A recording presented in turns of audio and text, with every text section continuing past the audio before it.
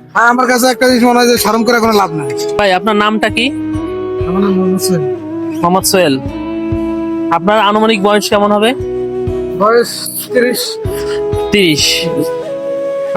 অনেকে দেখি যে এই সময়ে এসে নতুন কোনো উদ্যোগ নিতে লাজ লজ্জা ভয় পাই, লজ্জা পাই।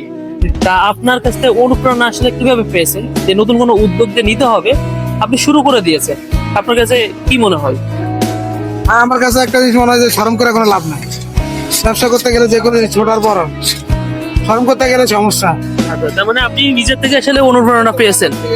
জি নিজের থেকে অনুপ্রেরণা পেয়েছেন। জি এটা আসলে খুবই গুরুত্বপূর্ণ একটা কথা যে নিজের থেকে আপনি অনুপ্রেরণা হয়ে আপনার কাজগুলো আসলে করতে, জি কোনো কাজ আসলে শুরু নাই। জি। আপনার দৈনিক আসলে ভাইয়া কেমন ইনকাম থাকে?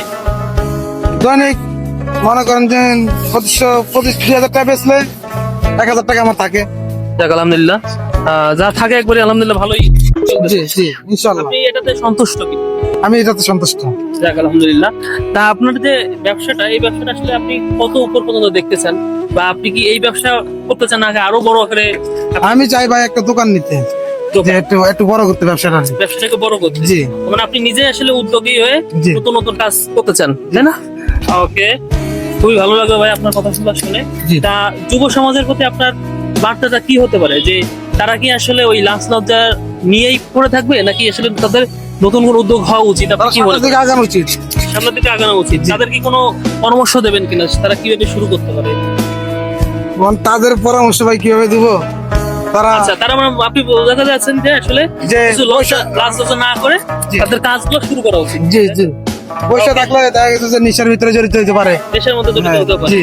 তো কাজে মনোযোগী হওয়া উচিত। কাজে মনোযোগিতা থাকলে আর নেশার ভিতরে থাকবে না। থাকবে না। জি, ওকে, খুবই সুন্দর কথা বলেছেন ভাই, আপনাকে অসংখ্য ধন্যবাদ। আসসালামু আলাইকুম। আপনাকে ধন্যবাদ। তো বন্ধুরা, ভাইয়ের কথা শুনতে পেলেন।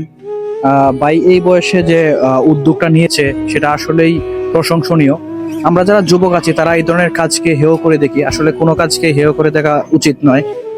এই বাইকে দেখে সেটা আমাদের শিক্ষা গ্রহণ করা উচিত। তো ভাইয়ের জন্য সবসময় শুভকামনা থাকবে, ভাইয়ের জন্য সবাই দোয়া করবেন। ধন্যবাদ।